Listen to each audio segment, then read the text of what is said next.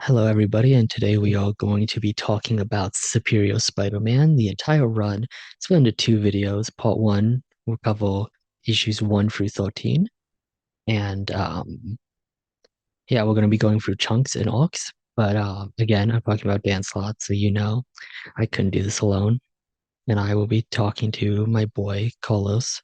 Hello, Carlos. Hey Tyler, how's it going? I'm doing good, buddy. How are you?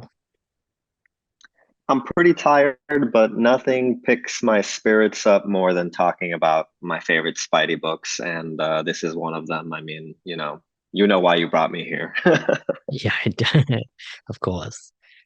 I do know why I brought you here. So yeah, we're gonna talk about Superior Spider-Man. So let's just get started. First off, will be issues 1 through 3 for anybody who's playing at home. And yeah, we're just gonna get right into it. So, if you don't know, for some reason, if you live in a rock, or under a rock, Superior Spider-Man is the time where Peter Parker freaking died. He dead. And Otto Octavius switched bodies with him before his death. And now Otto Octavius is Spider-Man. He's trying to do the good guy thing, kind of, and all of that. So yeah, we're just gonna jump right in with issue number 1. Carlos, I'll let you take the lead. Well, first of all, not only did Peter die, but he died in the most horrific way possible in the body of his dying arch nemesis, knowing that Ock was going to be living his life from now on. I mean, it's terrifying. It's the stuff of nightmares, and I feel like that's an important thing to keep in mind while reading and talking about Superior is that it's a terrifying concept, and a lot of this is supposed to be creepy and I love it. I love that kind of creepy, dark kind of. It's kind of like a horror movie in a way, but like a fun one, because there's lots of fun to be had too. But the creepiness is cool because it kind of brings back kind of like a probably how people felt about Spider-Man in the '60s, where people thought like Ditko's art was like kind of creepy. He was this lanky, creepy dude. And when you read Superior Spider-Man, you are creeped out by Spider-Man. You are freaked out. You don't know what he's going to do next. You don't know what he's feeling behind those giant eyes that have been redesigned by Ed McGuinness, right? The black instead of the blue. He is definitely not giving friendly neighborhood vibes, and it's kind of mesmerizing and fascinating. And this whole concept also like brings like a new additional sense of duality. Like when you talk about Spider-Man, there's always the point about duality and like Peter keeping a secret identity and like the two halves, right? But with Superior, there's an additional layer of it because not only is the Spider-Man identity, Peter Parker's secret identity, but now Otto Octavius being Peter Parker is like an additional secret that he has to keep, and it's really interesting how all those layers mix together. So, I mean, I wasn't even talking about the first issue there. I was just talking about the concept in general. Yeah, yeah, But no, when but that's a good place to start. okay, cool. Sorry, but Yeah, this no, is but since this is your video, I kept my notes kind of to small details. I thought I was being cute because I was like, you know, part of the point of this series is that like Peter focuses on the small stuff and Otto doesn't because of his ego and whatnot. So I was like, I'm gonna be the ghost Peter to your Otto Octavius in this video. And I was just gonna I took notes on like a bunch of little details instead of like big things, which kind of is yeah. biting me in the butt right now because it's been a week or two since I reread and my notes are pretty sparse. But thankfully, I Well, read this don't story a million worry. times anyway. All right. Yeah. Yeah, don't worry. Just my notes. I'm the Otto Octavius here. It's a lot of the bigger points. Yeah, So, so you're but you're the mastermind with the Omega plans, and I'm over here improvising as a ghost. a perfect dynamic. Um, yeah, But exactly. And I guess I'll. I'll let you talk about the first couple issues now. Well, first, before we even talk about the issue, I guess we should talk about Spider-Man. You brought it up briefly, but the new suit, Superior Mark One suit. How you feeling about it? Oh, I love it. I love the big owl eyes, you know. I love the like how they protrude out like bug eyes. I love that. I love the claws. I love the black instead of the blue. I mean, I think it's a great unfriendly redesign. Um, yeah, how about you? Oh, I love it. Spoilers, you by the time this video comes out, this short will probably already be out, but I'm about to do a short on Superior Spider-Man on the Mark One suit, and hopefully that that will explain a lot of my reasons for liking it. But yeah, it's great. I love the bug eyes. They're so cool looking. The just how it's colored and everything is great. I love how in sun lighting it looks blue instead of black. Also, I don't know if you guys can hear this, but there was like emergency walkout stuff happening outside my window, so hopefully you can't hear that, but that's what is happening. Sorry about I that. can't hear it. I can't hear it, so I think you're good. Perfect. Perfect. I might edit it out. But yeah, I love the suit. Not a big fan of the talent, especially on the toe, like the one like toe talent, you know what I'm talking about? Like that's weird, but it works for Otto. It makes it unique. But yeah, I love the suit a lot. Yeah, But yeah. yeah, but let's get into issue 1 through 3. Um, First off, the first issue, Otto's like first villain to fight is the Superior Foes.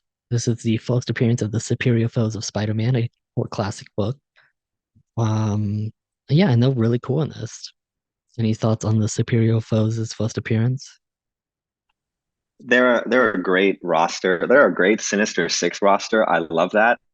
Um, and I just love, and this is something I love about a lot of Superior, and especially like the early sections when Otto is like still getting used to being Peter Parker now, where you get to see so much from his perspective, and he really gets like a new he gets a new perspective on everything. And I guess there's stuff I want to bring up when we talk about issue 3, but even in issue 1, it's like he's fighting the Sinister Six now, right?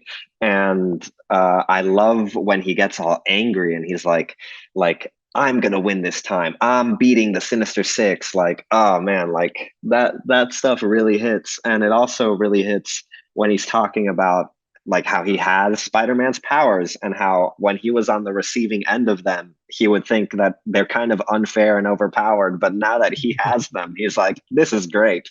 I love Yeah. being OP and having the proportionate speed and strength of a spider.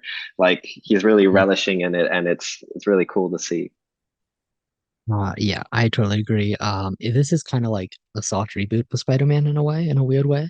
I mean, they did really actually reboot the numbering and change the title, but it really is. A fun fact, Superior number one was the first time I started reading comics monthly. So this was kind of a soft reboot for me. Um, and yeah, I love this new Sinister Six. It's very, very cool. Great use of Overdrive's powers with the big wheel. That's super fun. Um, we get to see the living brain, which is great foreshadowing. Dan Slott is known for doing the long play, and this is just one of those moments that really, like, you get like good plan. It's a good plan, or it's a great improvised later. Um, and yeah, I also have a fun headcanon that the superior foes become lame and sucky because of this encounter. Like they're scared now of Spider-Man, so that's why they kind of become lame later on in their own book. But yeah, That's funny. And speaking of headcanons, I have a few I want to share when we get to later issues. And on top I'm of that, excited. talking about Dan Slott long plays, there's a lot of examples of that in this series. So I'm excited to get to those too. But one Oh, more for sure. detail before we move on from issue one, since again, my notes are focusing on the little things, Mhm, and I think I talked to you about this, but one of my favorite little details in issue one of Superior is that one of the great subtle ways that they show us and they show Mary Jane, for example, that Peter is not quite himself, is that it shows him drinking, mhm. and that that might like go over someone's head that's like maybe not like a huge Spider-Man fan, but like, Oh, for sure. I mean, even Peter. like, yeah, even I didn't catch it the first couple of times. Like, I just caught it the last reread. Right, because it's like, oh yeah, like you're on a date, you're drinking. That makes sense because like you're a normal person, right? But Peter, as a character himself, he doesn't drink. I don't think Marvel even like allows him to drink. Um, he's a sober Sally because that's the responsible thing to do, etc. But in this Also, issue, sure enough, when Otto takes MJ on a creepy date, Otto is drinking alcohol, and even MJ remarks it like you're drinking, and like when I reread this issue, I was like, man, that's such a great little detail to have to get away with because it's not Peter. Like I think that's cool. yeah, it's great. It's a good little detail from someone who obviously knows and cares about the character. And skipping around to issue two and three because we can just skip between the first three. Um, the MJ stuff is pretty interesting. You've given me like a really different perspective on MJ in this run, and I really enjoyed her in this run. Um, yeah, I love how she's used for most of this. There's some stuff in there that has not aged very well, but besides that, and especially later on, I think there's a lot of cool stuff, and there's a lot of nice small details in there, which I'm sure you'll bring up. Yeah, I mean, again, like the details when it comes to MJ, like it's kind of ironic in a way, right? Because this run, like Peter and MJ aren't together.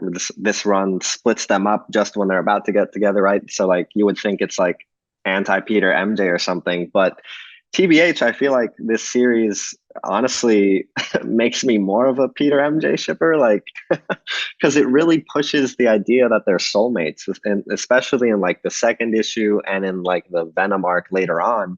There's these like little moments where like it feels like the universe is protecting them and like their love in a way, and it's interesting because obviously like Otto's being creepy, but Peter is like, oh my God, like that's my soulmate. And I feel like Yeah. MJ can tell when Peter's ghost is around and when he isn't. And it's pretty interesting. Like that second issue is weirdly romantic from like the perspective of Peter MJ. Um, Mhm. which Yeah, I is know. not something I like you would probably say or think of when you think of this issue, but Mm. I genuinely think it is. And giving a quick shout out to Stegman's art, but there's this Yeah. one panel where Otto like reaches out his hand to take MJ on a swing. And I get major like whole new world Aladdin vibes from that panel. I just really love that panel. I put that in my notes, like bring up the Aladdin Oh, panel. yeah. That panel is sick. Speaking Yeah. of Ghost Pete, what do you think about him being Mhm. introduced to Ollie at the end of the first issue? Yeah, I mean, I think it's a cool cliffhanger, and I think that was like a good trick that they used to keep readers on board. I remember when this stuff came out, and I remember Hmm. like people being like, "Oh my God, Peter's a ghost! Like Ghost Peter is here! Like at the end of the issue, like this is interesting. This is weird." Um, and I can tell, and also just from like looking at interviews and fan letters and everything, like it seemed to be like a way to be like, don't worry, like Peter is still around in a way. Maybe he'll be back. It gives you like a false sense of hope Maybe he'll be back. because, yeah, because obviously, like, things go down later on. But Right. I think it's a clever idea. I think it was a very clever idea. Hmm. And it evolves interestingly. Um, Yeah, I think it's a yeah. good safety net for people. It's like, okay, we're cool.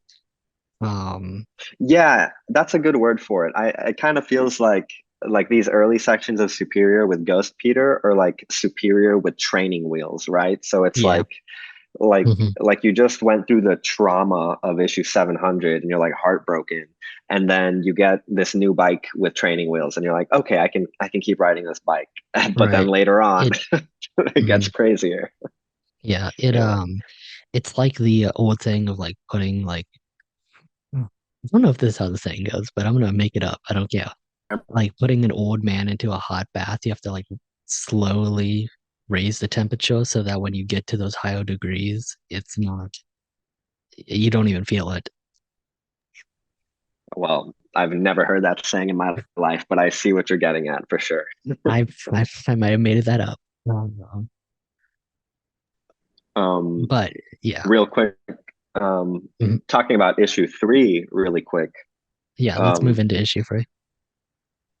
because issue 3 has a line of dialogue I love so much. And this is again going back to like how Otto is seeing things through Spider-Man's perspective now. It's kind of like Spider Island, right? Because in Spider Mhm. Island, like a part of that was people walking a mile in Peter's shoes, right? Like everybody got spider Yeah. powers, everybody got to feel what it's like to be Spider-Man. Um, and Superior is kind of like Otto walking multiple miles in Peter's shoes, right? And he gets to see Vulture through Spider-Man's perspective. And that scene where, he realizes that Vulture is using kids for his goals. And, earlier in the issue, there's flashbacks to like them working together as Doc Ock and Vulture. And it Mhm. feels like they had kind of a companionship over being like scientific. But Yeah. when Otto really realizes like how evil Vulture can be, he says this line that like really stuck with me this time, where he was like, "It's like I'm looking at you for the first time." I was like, Mhm. "Man, like that's a bar. Like that's so good." It's kind of Yeah. heartbreaking for Otto, and it's Mhm. just such a well illustrated, like such a great issue. Anyway, yeah. It's a big slap in the face for him. Yeah, I really like the Vulture stuff. I know Dan Slott doesn't like really love the Vulture all that much. Which is kind of funny to me because this is a great Vulture story. Like, I think this is great. The status quo, him using kids and stuff, like it's kind of crazy. It's really interesting to see him go around like this and all that.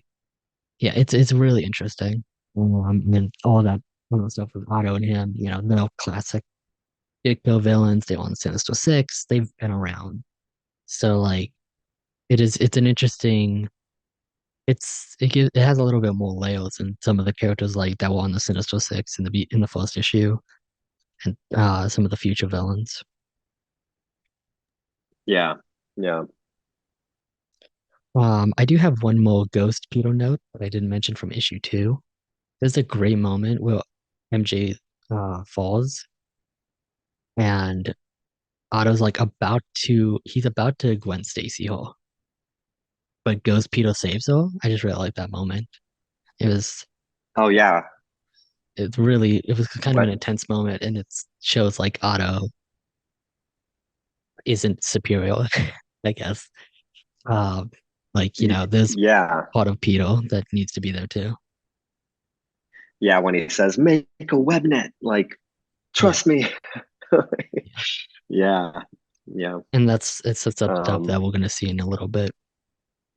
yep, exactly. And you touched on something there that I feel like what could be a part of like the whole video, but like, is Otto really superior? Like that's hmm a question. Like, does Otto really redeem himself? Like, what do you think? Like, I feel like these are big questions from this series that I honestly feel like are open to interpretation, really. Like a lot of people walk away from this series being like, Otto really was superior. He was the GOAT. But like, I think you and me err on the other side where it's like, no, I'm pretty sure hmm the series is telling us that Peter is superior. Like that's how it ends. Oh He's the yeah. superior Yeah. Spider-Man. But Yeah. um, but Uh, it's I still cool to I think think about. Like, yeah. I think the text kind of tells you. But I do think there's interesting layers to it that we'll definitely get into. Um Mhm. so the final thing about this all that I want to talk about is Ryan Stegman's art. I know we kind of mentioned it a bit, but yeah, Ryan Stegman, this was like not his first work on Spider-Man, but like this is what kind of shot him up.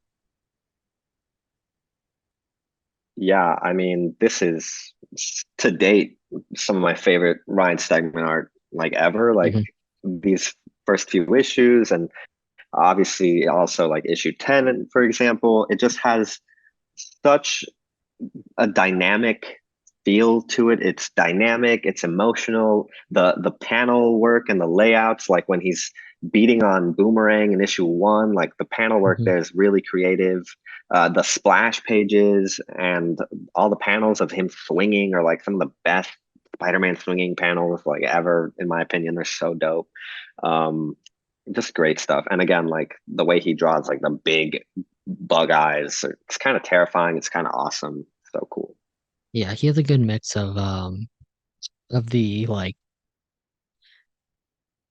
like lean, skinny, creepy people. Oh, no, in this case, and the more muscular version. Like he has a good range in that, which I value in Spider-Man artists. Yeah, I love it. I love how he draws the webs. How he draws auto swinging. His supporting cast is solid. Like I love his Mary Jane. Oh, peak. And his Vulture is so good too. Like just love it. Agreed. Agreed. So you ready to move on to the second arc? Yeah, I think so. Great. Let's do Massacre. Peak. That's all I gotta say. It's peak. Peak. Yeah. Yeah, we're Yeah, gonna it actually is talk peak. about the arc. We're gonna talk about the arc. Something I really appreciate about this run, in general, but especially I think this all handles it maybe some of the best. The supporting cast is lively in this. It is there's so much of it. You got Aunt May, Mary Jane, Carly Cooper, who we didn't mention, who's trying to figure out Otto, like he knows something's up and is trying to figure it out. And then we get new characters and stuff. Like it's so good. The world feels alive. It feels like Spider-Man is not only part of the greater Marvel universe, but has a universe in its items inside book itself. Any thoughts on Totally that? agree. Totally, completely agree. I love a lot of the subplots here, obviously, with Carly having one of the major ones of trying to prove that that's not Peter Parker in there, you know? Um, but then I think another big character in this art in this series, and honestly in all of the Slott stuff, is J. Jonah Jameson, Of who course. is mayor, and in this case during the Superior era is very supportive of Spider-Man, ironically, right? um, and honestly, that's one of the cool parts of these early sections too, because I remember there being an interview where I think it was either Slot or Whacker or somebody. I think it was Slot who said that part of the goal with Superior was to like kind of turn the tables on the audience, and how like, you know, when you read a traditional Spider-Man comic, the Daily Bugle is like saying that Spider-Man is a menace, but like you as the reader, you're like, no, he's trying to do good, believe him, right? Mhm. But in the case of Superior, it's like, oh my God, he has everyone's support, and the audience and the reader is like, you cannot trust him. He is a menace. You know, it's like it's a great switcheroo. It's a great flip for like the reading dynamic, which is kind of interesting. Um, Yeah. and obviously in this massacre arc, you definitely see like why you should be terrified Mhm. of Otto in this position, because in Yeah. this arc, Spider-Man kills someone. I mean, that's it Yeah, was man. You're crazy just when I getting you're getting right into the meat of it. Oof. right, Yeah. sorry if I'm No, skipping you're fine. along too much, but You're I good. remember being a kid. I remember being a kid when this came out and seeing the cover of, and just the cover alone of Spider-Man Mhm. holding a gun like made me It's like shocking. upset and uncomfortable. Mhm. Yeah. But then you read the issue and that scene is, oh, that's such an amazing scene. Like, wow. Yeah, no, But I'll let I you remember. talk because I've been Yeah, going off. no, that's fine. Yeah, I remember this was a big deal when it happened. I remember it really was like a holy shit moment. Yeah, man.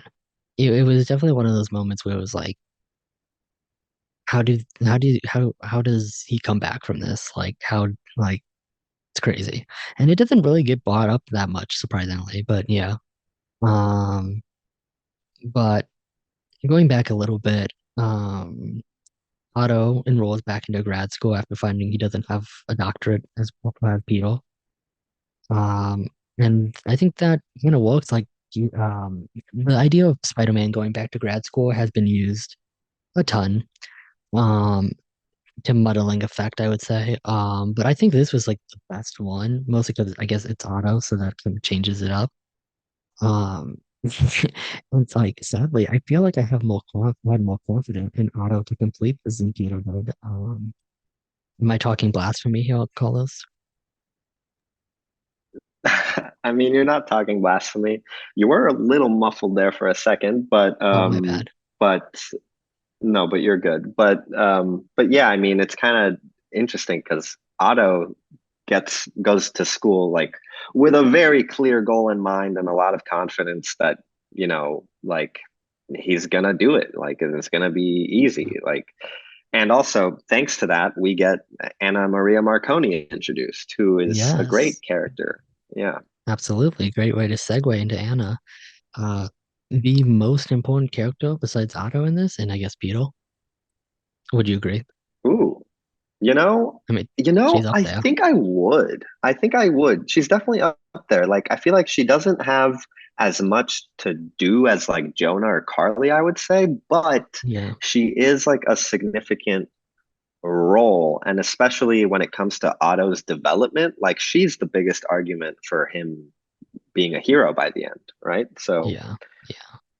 yeah. And she's great. She's a great character. Very fun character. She's instantly lovable.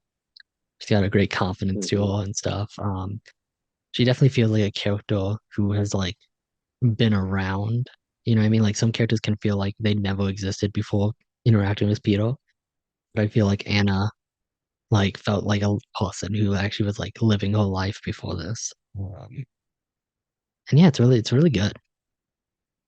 Yeah, and I'll definitely talk more about Anna in the coming issues, but I also just want to again shout out the scene where Otto kills Massacre again, um, because it brings up another theme of again not just Superior, but a lot of the Slot stuff is it's like can people change, like second chances, forgiveness, stuff like that, right? And Otto killing Massacre here is like a very firm line in the sand from Otto that like no, like you are who you are. That killer will always be hiding inside you. I'm reading it right off the page here, and so he makes the decision like Massacre is irredeemable and you're dead, and it's like that kind of irony because Otto Yeah. like look who you are, Yeah. like Look at him, y'all. you know Yeah.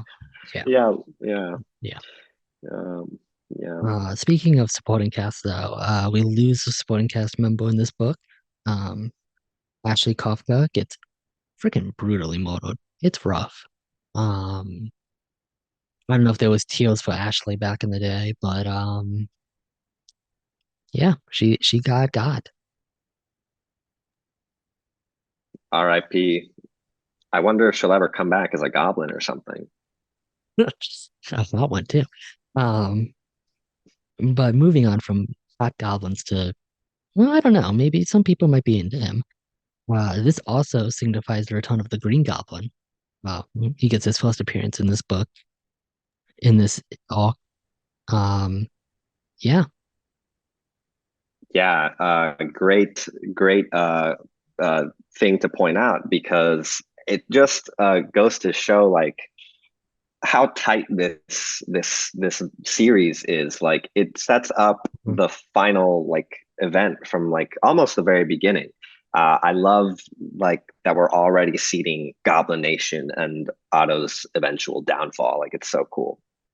yeah. Um, so to finish this arc up, let's talk about, unless you have anything else you want to say, um, that isn't about Giuseppe Camuncoli. Do you have any other things you want to add? I mean, I could talk about Giuseppe Camuncoli all day. I love his art. I think he draws the best goblins. Sorry, he draws. He's my favorite goblin artist. They're Fair. so creepy. They're so perfect. The Hmm. eyes, the smiles, everything. But anywho, we're finishing this arc. We're moving on. Like you said, you wrap it up. Well, I want to talk about Giuseppe Camuncoli. So, um, I'm not a big fan of his art, to be honest, but I think he really peaks in Superior. I think this is his best art on the book, period. It's solid, and we mentioned this. We talked about artist a couple months ago. It might have been like almost half a year ago. But you mentioned to me how he's very like Sal Buscema, and I think that really gave me a new perspective on it all. And I really appreciate it. It's still a little stiff for my liking, but yeah, and I think he draws a really good Green Goblin. I think his Goblin is solid. But yeah. Uh, I love Camuncoli. I think he's one of my favorite. One of Slott's collaborators. For me, I think um, I mean, it all comes down to the colorist, right? And Hmm. I'm kind of kicking myself for not writing down the colorist of these issues right here. But Yeah. um, personally, I would say I think some of my favorite Camuncoli art is in Volume 4 and Worldwide. I feel like it's just so pretty and shiny in that era. But I Hmm. definitely think his art here is amazing too. I'm a bigger Camuncoli fan than you, but Oh, here um, by you miles. know, yeah, but like you said, I think there's a Sal Buscema comparison, and I think part of that is just what I like about him is that his storytelling is really clear. He has really Hmm. clear storytelling, and yeah, I'm just a big fan. I'm just a big fan. Anywho, Well, going from clear and concise storytelling to a bit more of a wild one, let's go into the next arc, which is Joking Hazard and Trouble Mind. Joking Hazard's a one-shot issue. Um, I think it's issue 6, but I might be wrong. Um, but yeah, Joking Hazard. I don't have pretty much anything to say about this issue. To be honest, I didn't really like it all that much. It's not definitely not bad, but I think it was kind of a weaker link in it. I have a note about this issue because there was a line of dialogue that really stood out to me on my reread of this issue. I think it's like a really brief but powerful moment because this issue is all about bullies, right? And how Otto Mm, reacts to them. Like you see him getting bullied as a kid, you see him kind of compare Screwball and Jester to bullies, see him compare Spider-Man to a bully in a way at times. Um, when he's talking about like his glasses getting webbed up and stuff. But the highlight of this issue for me was how it shows Anna Maria's strength because in a part of this issue, like she's getting teased and bullied, and Otto is mm, like, hey, do you want me to do something about them? But she has this line that I guess is a little on the nose, but it just really hit me. I don't know, where she says that in every way that matters, I'm bigger than that. Like to me, that just like defined her character for me. Like I think this is the issue that really made me a fan of hers because she's so like just admirable as a person. I don't mhm. know. Anyway, so She's a that's good, my little note yeah, for this. she's a good foil to Otto because she is so like stand up, which is interesting. But going into the next issue, the Trouble Mind arc. Um, Firstly, Cardiac, Cardiac, Cardiac. I love Cardiac. Cardiac's such an underrated character, and I think Slot absolutely kills it with him in this. I love how Cardiac is used. With the Hot Clinic and him, buying up Feast and combining the two and making it like better and stuff. Like it's just a fun new status quo. I wish a little bit more was done with it in the pedo stuff, like either before or after Superior. But I love it. I think it's so cool. But go ahead. Yeah, I mean, cardiac is great. For me, one of the notes I put for this arc was actually having to do with the Avengers stuff. Mm, Um, I got some Avengers stuff as well. because Oh, hey, wait, I just remembered something. This isn't in my notes, but I think this is the part where Wolverine sticks up for Spider-Man in that like Yeah, Avengers meeting, right? yeah, he That's does. He a talks about how all of them are killers in one way or another.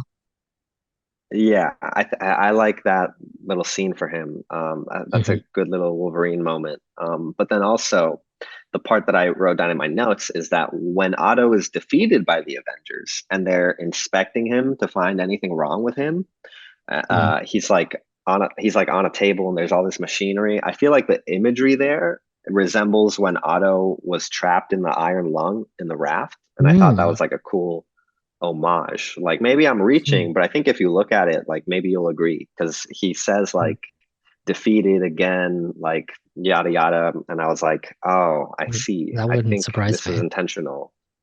Yeah. Yeah.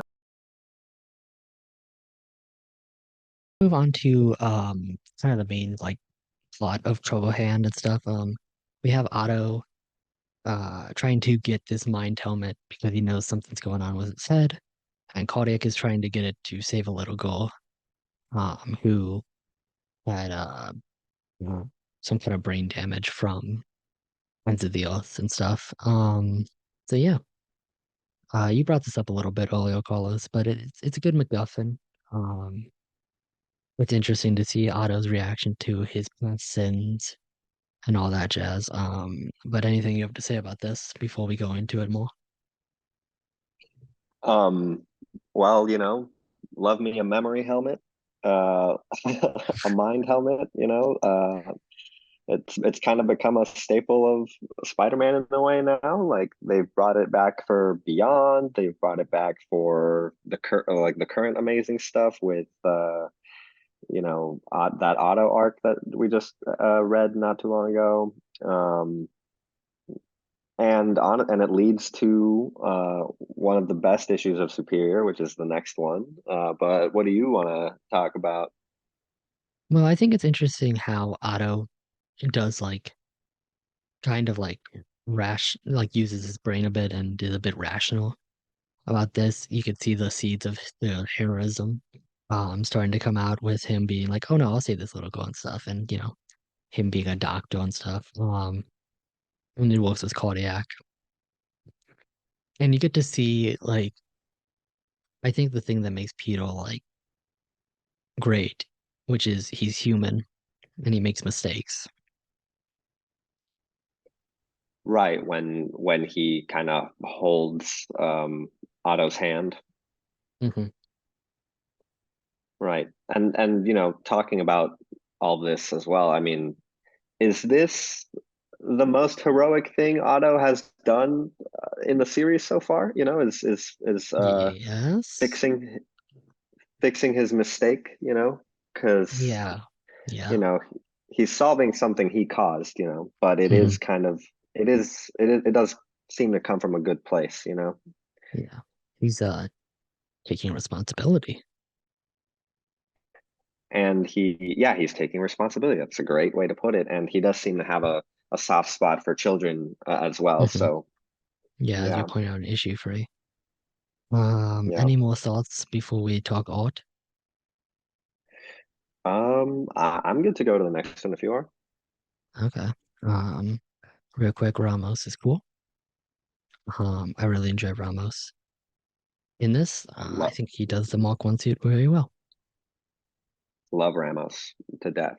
One of the Mhm. goats. So issue 9 and 10. Um, let's just get it out of the way first. Issue 9 is the best issue in the run. I think I kind of think you could say that objectively almost. It is chilling. It is so good. See, for me, it's hard because I love so many issues in this run. It's hard for me to rank them, but it is definitely up there. I mean, it's a hell of an issue. We talked about this recently. It's so harrowing. I mean, it's a tough read almost. And Mhm. I mean, talking about Stegman again. Wow, like his art here is amazing. The imagery, that image of Peter ripping his own face off to reveal the Spider-Man mask.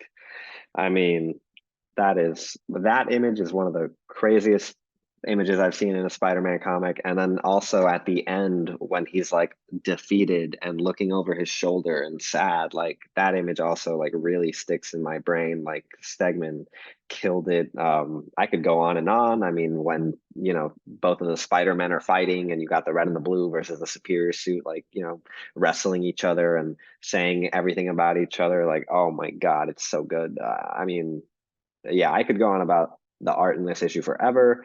Um, but what do you want to talk about for this issue? Like, what are your highlights, etc.? It's the whole thing. It really is Peter's like last, like it's kind of the unbreakable will power moment, but like turned on its head. Because he loses at the end.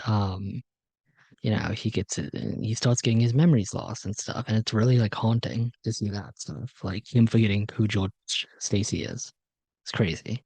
Oh, yeah, when he's like forgetting the people in his life and then he's forgetting his own name, like that is so sad. It's soul crushing. And it's really like a, Mhm. a pull the rug out from under you moment. Because this is the goodbye to Ghost Peter, right? Like this is the goodbye to the Mhm. training wheels. Like, when Ghost Peter's around and he's like learning to move the hand and whatever, like you kind of feel like everything's gonna be okay. But in this issue, it's like, no, nothing is gonna be okay. Like Peter's dead, like dead, dead, double dead. Mhm. It Yeah. is, yeah, it's tough. Yeah, and it's cool to see, not only because we get to see Stegman draw them, but it's cool to see Peter's supporting cast like helping them out in the mindscape and stuff, and then having the villains be on the opposite side stuff. So you have like the Borglo kill Uncle Ben again and shit. It's funny in a like weird way. Yeah, yeah. Again, that's something I like about this whole series is like it gets dark and scary, but there's also like a sense of humor to it. Hmm. Um, but um, but yeah, and you just touched on Peter bringing his supporting cast in, like him thinking of like the normal people in his life, as like the most important people in his life and everything. I think this run is kind of like a love letter to Peter Parker in a way because of you wouldn't think that because it's like there's an Otto Guys, Octavius or whatever. focus. Yeah. Yeah, but it's kind of like how in Into the Spider-Verse they're like, to get every question wrong, you have to know like all the right answers and choose them wrong on purpose, right? And it's like Hmm. you really when you see how Otto does things differently from Peter, like when you have these moments where you're like, Peter would never do that, Spider-Man would never do that, like that just shows you that like the person writing this knows what Peter would do, right? Like he's pushing the Yeah. buttons, he's pushing all the right buttons, right? And in these moments where he draws the comparisons between them, like I think it's just really strong characterization for Peter and Otto. And yeah, sorry, I'm just kind of gushing here, but No, I yeah. understand. I could gush about this issue forever. Not to get my chocolate in your peanut butter, but you were talking about that, and all I could think about is like what Zeb Wells is doing right now in Amazing Spider-Man with Spider-Man's First Hunt. A very similar thing, but we'll move on from that. Um, Okay. I had to throw a Zeb praise in you. Um, Yeah. but yeah, I also like how Peter loses because Otto reminds him that he almost got a little girl killed. I think that's a very Yeah. good Peter moment. Like, and just another failure kind of breaks him a little. And then he gets Yeah. buried under rubble. Oh, yeah. I wonder if that'll ever come up again. Yeah, I wonder if that's like a trope or something. That's weird. Um, Almost, maybe. I seem to yeah, recall, but my memories, they're fading. Is there a moment where Peter like lifts rubble? I don't remember. Ah, I I'm don't getting think so. erased. Oh no. I think that's fan fiction. I don't know what you're talking about. Before Um, we move on from this yeah, issue, please. just a quick shout out to a little detail is when Peter can't remember his own name, he calls himself Peter Palmer. Peter Palmer. Great little detail. Yeah. Fun, fun use of it. Um, but yeah, let's go into issue 10. yeah, issue 10 kind of is like a lot of fun. I just think it's a lot of fun. And it's scary. Like there's this moment. Oh, I forget what villain it is, but like Oh, Otto I know like which of it. pins him to the Mhm. wall, White Dragon. and he like oh right, and he like smashes his trachea or something, right? And it's like Yeah. oh my God, the way he looks at him, oh, it's just really unsettling. I'm like, oh my Mhm. God, Otto is not messing around right now. Oh yeah, we also get to see Ryan Stegman draw White Dragon, which is like the coolest shit ever. And you'll never see that again. So, Um, and talking again about like how the differences between Otto and Peter as Spider-Man, right? This issue kind of gives you Otto's mission statement, right? Where he's like, mhm, I'm not gonna go to that burning building that's beneath me. I sent the firefighters over there. And right. that's really his downfall, it's his Mhm, ego and his inability to think of like the smaller things that Peter values almost equally, right? And that's something yeah. that uh, Goblin brings up later, and it's something that Slott has already brought up in his run because in I Kill Tomorrow he makes a big point about how like there is no small stuff for Peter. Like mhm, everything matters because you don't know who could be like the next burglar that kills the next Uncle Ben or whatever, right? yeah. Yeah. But for Otto, it's like, no, I'm only focused on the big things. I'm going to stop the crime rate or whatever and take out all Yeah. the crime syndicates. I'm not going to pay attention to that burning building or whatever. Um, Yeah. I like that because it also is like it's it is more effective. Like if you look at like objectively, it is more effective to do that. Like Donato even says like, look what happens when we all do our jobs. Like they're all firefighters for a reason and stuff like that. But it makes him less personal and makes him more like I guess maybe almost like Batman, but not. Like it's weird. But it takes away Well, from Peter's personality. right. Like, I mean, I think it's fair to compare him to Batman when we had a spider signal, like in issue three. Yeah, that's true. um, but but yeah, I think the question of like whether he was a superior Spider-Man. I mean, he's an extremely efficient vigilante, but he's Mhm. not quite Spider-Man. He's not friendly Yeah, neighborhood, he's not personable, and those are, essential attributes of Spider-Man, right? So I that's think what makes him that is different. part of the point. Yeah, yeah, exactly. So I love this issue because it's about gangs, and you know me, I love me some gangs. We get a little gang war between the Owl and White Dragon. A fun Owl Octopus War reference, showing some history and stuff. Um, I just like that. It's always fun. We also get MJ's return in this, and we didn't talk about this during issue 2, but MJ's status quo right now is that she's running a nightclub. I think we both feel like that's Yes, I am a fan of the nightclub status quo for MJ. Um, a lot of I think we fun. were talking about this. Yeah, we were talking about how like MJ in this era really feels like classic like party girl MJ in a way, Yeah. but like older Without and all the evolved. yeah, without all the annoying things. Um, Oh yeah. no. Oh MJ no, fans, Tyler, what please. do I love MJ. I do. I do. I just, she had problems. It was part of her character arc. Um, but yeah, I love MJ in this era. I love the nightclub. It's too bad it gets burnt down. Um, we also get a new love interest for MJ. I lovingly refer to him as not Paul. Um, Nice. yeah, Nice. because we all know the tier list goes Paul, Peter, everybody else. Oh my God, Tyler, please. I'm sorry, it's late. It is, yeah. Moving on, let's talk about something less controversial. Yuri Watanabe shows up. Slot established her in a previous arc, and she gets to come back and be cool and stuff. A little plug for the video game coming out soon. And she's Collie's like inside person to help out, you know, con Good plug, good call. Yeah, nice call out for Wraith. Shout out Wraith. out of Wraith. We love um and yeah, we get Collie stuff. It's it's there, it's in the background. Excuse me. Also, we're setting up Pito and Anna Maria a bit. I'm gonna call him Pito sometimes. I do mean Otto. They kind of blend together sometimes. Well, Um, they are sharing a body. Yeah, they are sharing a body.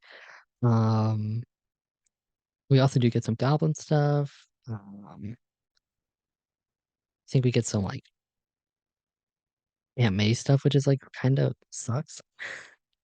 Like it doesn't suck. It's good. Like it's good in the narrative, but like I feel like this is the most proud Aunt May has been has like this is the most proud Aunt May has been in like a long time, and it's not even Peter, oh, which is like sad. well, it's okay. She'll be proud of him again in volume 4. Don't worry, Tyler. Yeah, until that'll fall apart. Um,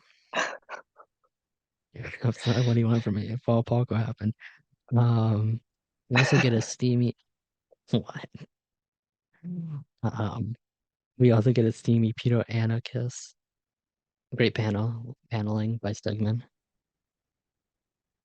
Nice, nice. We talked about this earlier, but I just realized I have a note about this, and I think I wrote it really well.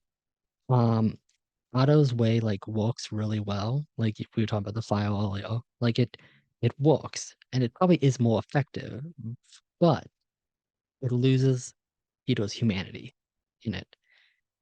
And Hito's humanity is what makes Spider-Man Spider-Man. Yeah, totally. That's what we were talking about earlier, and completely agree. Completely agree. Yeah. And we get the Goblin King in this issue. That's all. I don't know. Do you got anything More, to say about the Goblin King?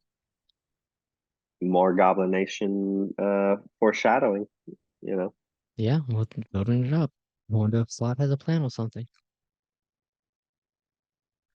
So anything more about 9 and 10? Um, Last time we see Stegman for a good bit, but he's great. Love him to death, which he was in more of this. No, yeah, I'm good to go to No Escape if you are. Yeah, let's do it. No escape. Um, so this is kind of, I feel like this is where the training wheels do come off fully.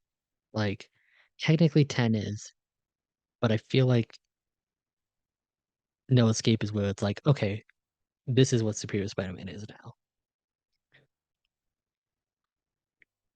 Yeah. Otto takes another life in this one.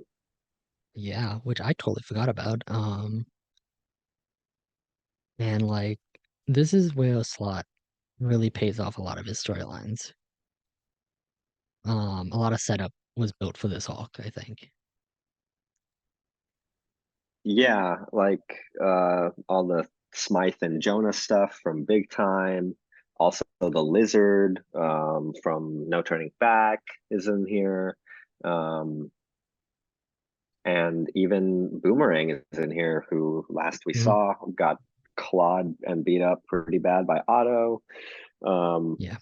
yeah, it's definitely a lot going on in this one. Yeah, it's not one of my favorites, I'll be honest. Like I think this is probably my one of my least favorite arcs of the run.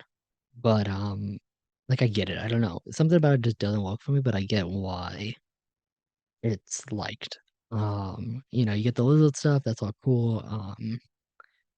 As you mentioned, we get to see Otto's like sins can begin him through Boomerang and Vulture and Scorpion, which was he broke Scorpion's jaw in Dying Wish. So there's a lot coming back in this one.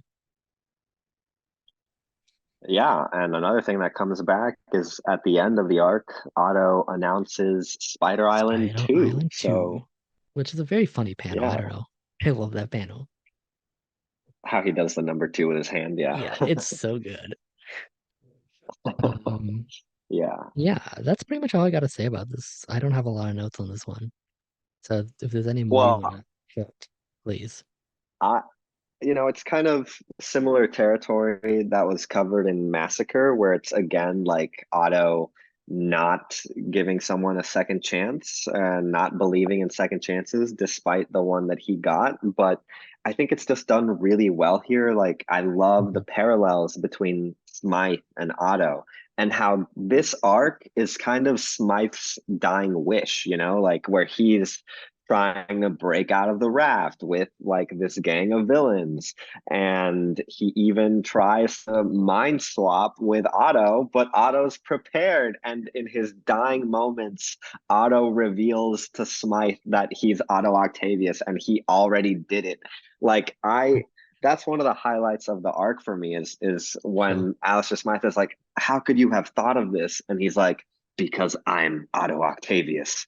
And like, I was 10 steps ahead and all your life amounted to nothing. I was like, oh my God, bro, like you already killed him. Like, stop. Like, like he really ruined that Yeah. man. And it's crazy. Yeah. But and then on top of all of that, there's this great little sequence of panels where like before everything starts going to chaos, like Otto sits down and he's like, this guy can't be changed. Like, he was a killer, and like, why should he get a second chance? And then he realizes, like, oh my God, like I'm talking about myself. And they just Mhm. like look at him and he's like, let's just kill the guy and be done with it. Like, I love that Mhm. little moment of hypocrisy from him. Um, so yeah, I think it's a really solid arc. I think I used to like it more. Like, on this reread, I was kind of like just more excited to get to the 2099 arc and everything. But Mhm. I still think it's a solid arc, and I like the parallels between him and Smythe a lot. Yeah. Yeah. Yeah. Um, yeah. So, as we wind down this first part, what do you think about the first 13 issues? Like, give me like your con- bleh, consensus about it. I mean, Tyler, you're gonna hear me say this the whole time, but I just think this is just a masterpiece, like through and through. I think this is like one of the best uh, eras of Spider-Man comics. I think these I mean, I would extend it to all 33 issues, saying that I think this is one of the best stretches of comics in Spider-Man history. I mean, yeah, and these first 13 are some of the best. I mean, I don't think there's a bad issue in the bunch here. I think, it's very consistently solid. There's a lot of drama and layers and fun and horror and amazing art and great dialogue. I mean, yeah, man, I love these first 13 issues. Why don't you tell me your thoughts? Because I come off like a shill all the time. What clothes showing Dan Slott? That never happens.